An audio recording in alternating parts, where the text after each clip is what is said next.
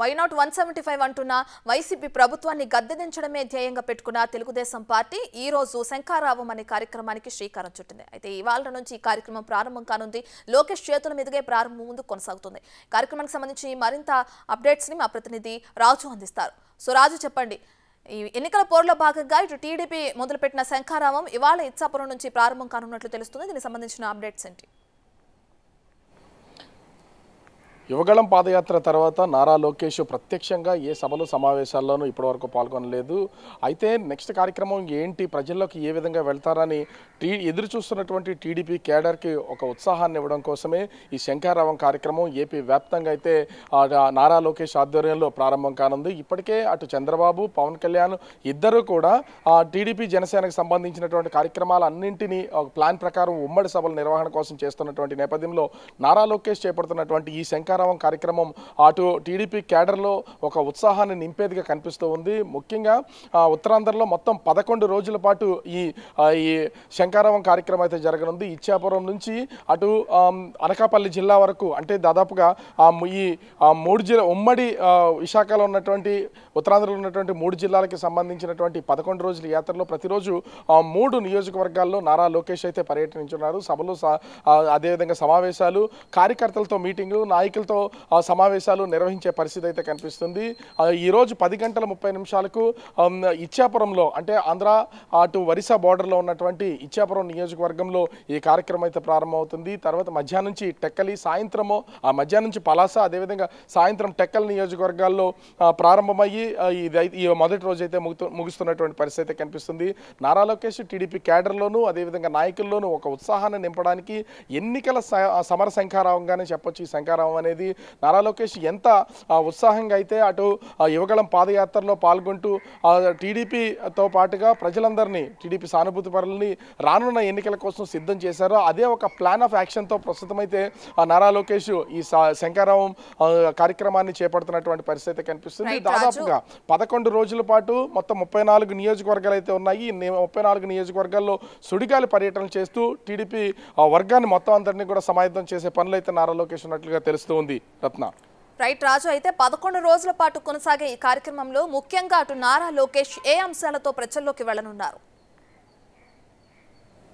ఖచ్చితంగా అయితే ఇప్పటికే 6 గ్యారంటీ కార్యక్రమాలను అయితే ఇటు చంద్రబాబు నాయుడు మొట్టమొదటిగానే ప్రవేశపెట్టినటువంటి పరిస్థితి అయితే ఉంది. ఎందుకంటే వాటిని అనౌన్స్ చేశారు.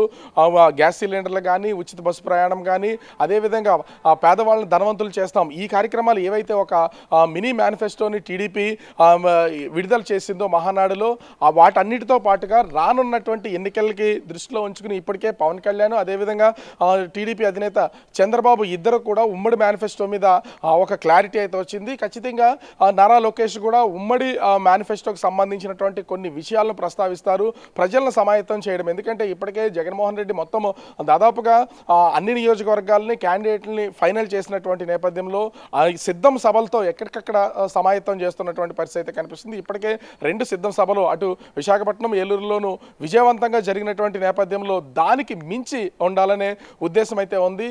పవన్ కళ్యాణ్, చంద్రబాబు నాయుడు ఇద్దరు కూడా ఉమ్మడి సభలు ఆ స్థాయిలో నిర్వహణ చేయడానికైతే ఏర్పాట్లు చేస్తున్నటువంటి నేపథ్యంలో నియోజకవర్గాల్లో ఉన్నటువంటి గ్రామ స్థాయి కార్యకర్తలందరినీ కూడా సమాయత్తం చేయడం కోసమే నారా లోకేష్ ఈ శంఖారావం కార్యక్రమాన్ని చేపట్టినగా తెలుస్తుంది. ముఖ్యంగా నియోజకవర్గంలో ఉన్నటువంటి ఇప్పటికే అటు ఈ కుప్పం నుంచి విశాఖపట్నం వరకు చేసినటువంటి యువగళం పాదయాత్రలో ప్రతి ఒక్కరి సమస్యలను అడిగి తెలుసుకున్నటువంటి నారా లోకేష్ అటు విజయనగరం అదేవిధంగా శ్రీకాకుళం జిల్లాల్లో పాదయాత్ర అయితే చేయలేదు. అక్కడ సమస్యలు ఏమున్నాయనేది తెలుసుకున్నటువంటి పరిస్థితి అయితే లేదు. ఈ నేపథ్యంలోనే మొట్టమొదటిగా ఉత్తరాంధ్రని బేస్ చేసుకుని ప్రతి నియోజకవర్గంలో కూడా ఈ శంఖారావం కార్యక్రమం అయితే చేపడుతున్నారు.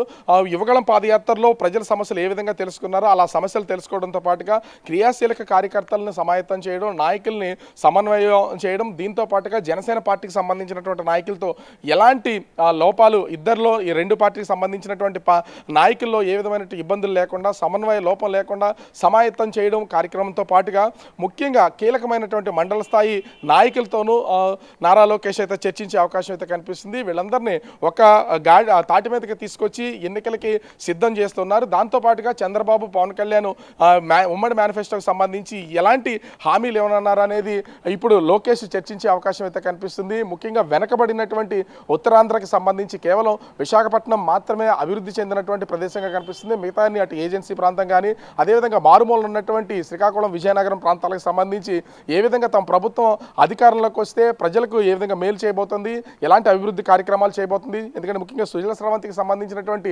వాటర్ అనేది అటు గోదావరి జలాల్ని శ్రీకాకుళం వరకు తరలించే కార్యక్రమాన్ని వైసీపీ ప్రభుత్వం చేయలేకపోయింది. మా ప్రభుత్వం వచ్చిన తర్వాత ఖచ్చితంగా చేస్తామనే హామీ కూడా ఇచ్చే అవకాశం అయితే కనిపిస్తుంది.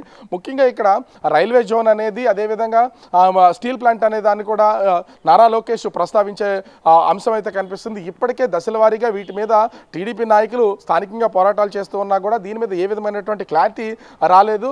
అయితే ఇప్పుడు ఖచ్చితంగా వీటి మీద ఒక ప్రజల్లో ఒక హామీ ఇవ్వడంతో పాటుగా దీని మీద ఒక క్లారిటీ తీసుకొచ్చే అవకాశం అయితే కనిపిస్తుంది. మొత్తంగా చూస్తే నారా లోకేష్ చేపడుతున్నటువంటి ఈ శంఖారావం కార్యక్రమం మొత్తం 11 రోజుల్లో 34 నియోజకవర్గాల్లో టీడీపీ క్యాడర్ పూర్తి స్థాయిలో సమాయత్తం చేస్తూ ముందుకు సాగే అవకాశం అయితే కనిపిస్తుంది. రత్న.